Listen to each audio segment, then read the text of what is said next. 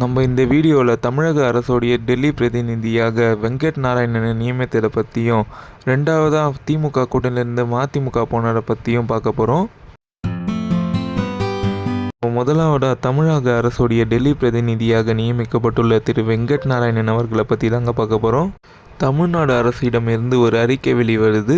அந்த அறிக்கையில் பார்த்தீங்கன்னா தமிழக அரசுடைய அதிகாரப்பூர்வ டெல்லி பிரதிநிதியாக திரு வெங்கட் நாராயணன் அவர்களை நியமித்து தமிழ்நாடு அரசு அரசாணை வெளியிச்சு இருக்குது. இந்த வெங்கட் நாராயணன் என்பவர் பார்த்தீங்கன்னா கர்நாடகாவை சேர்ந்தவர்.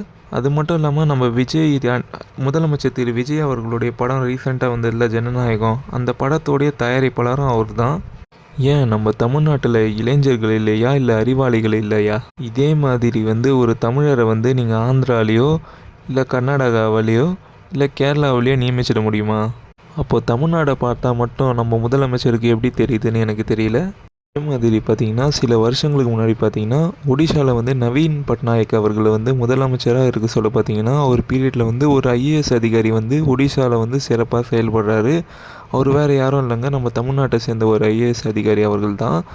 அதனால் பார்த்திங்கன்னா இவர் என்ன பண்ணுறாருன்னா அவர் ரொம்ப சிறப்பாக செயல்படுறதுனால பார்த்திங்கன்னா தன்னுடைய ஆலோசகராக பார்த்திங்கன்னா அவருக்கு பணி நியமன ஆணை பிறப்பிக்கிறாரு.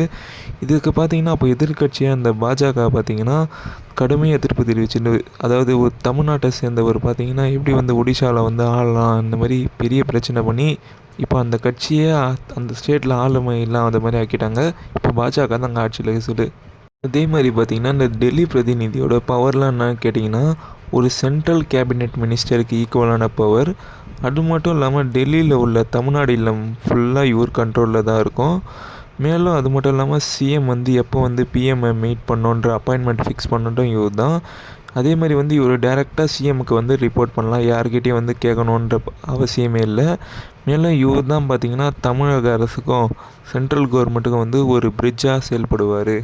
இப்படி டெல்லி பிரதிநிதியாக வெங்கட் நாராயணன் அவர்களை நியமித்ததுக்கு பார்த்திங்கன்னா அரசியல் கட்சி தலைவர்கள் மற்றும் பொதுமக்கள் தங்களோட எதிர்ப்பை தெரிவிச்சுன்னு வராங்க. இதை பற்றி நீங்கள் என்ன நினைக்கிறீங்க? இப்போ ரெண்டாவதாக திமுக கூட்டணியிலேருந்து மதிமுக வெளியேறினதை பற்றி தாங்க பார்க்க போகிறோம். கடந்த 27ஆம் பார்த்திங்கன்னா மதிமுகவோட பொதுக்குழு கூடுது. இந்த பொதுக்குழுவில் பார்த்திங்கன்னா பல முக்கிய தீர்மானங்கள் நிறைவேற்றுறாங்க. அதில் ஒன்று முக்கியமானது பார்த்திங்கன்னா திராவிட முன்னேற்ற கழகத்தோட கூட்டணியிலேருந்து மறுமலர்ச்சி திராவிட முன்னேற்ற கழகம் வெளியேறுவதாக அந்த கட்சியோட நிறுவனர் வைகோ அவர்கள் தெரிவிச்சிருக்காரு. மேலும் இதுக்கப்புறம் வர இடைத்தேர்தலையும் பார்த்திங்கன்னா தாவேக்காக ஜெயிக்கிறதுக்கு மறுமலர்ச்சி திராவிட முன்னேற்ற கழகம் பாடுபடணும்னு சொல்லியிருக்காரு. இதை பற்றி நீங்கள் என்ன நினைக்கிறீங்க? இதோடு இந்த வீடியோ முடியுது. இந்த வீடியோ பிடிச்சிருந்தால் லைக் பண்ணுங்கள். இந்த மாதிரி யூஸ்ஃபுல்லான இன்ஃபர்மேஷனுக்கு நம்மளோட ஒன் டே ஃபார் யூ சேனலை சப்ஸ்கிரைப் பண்ணுங்கள்.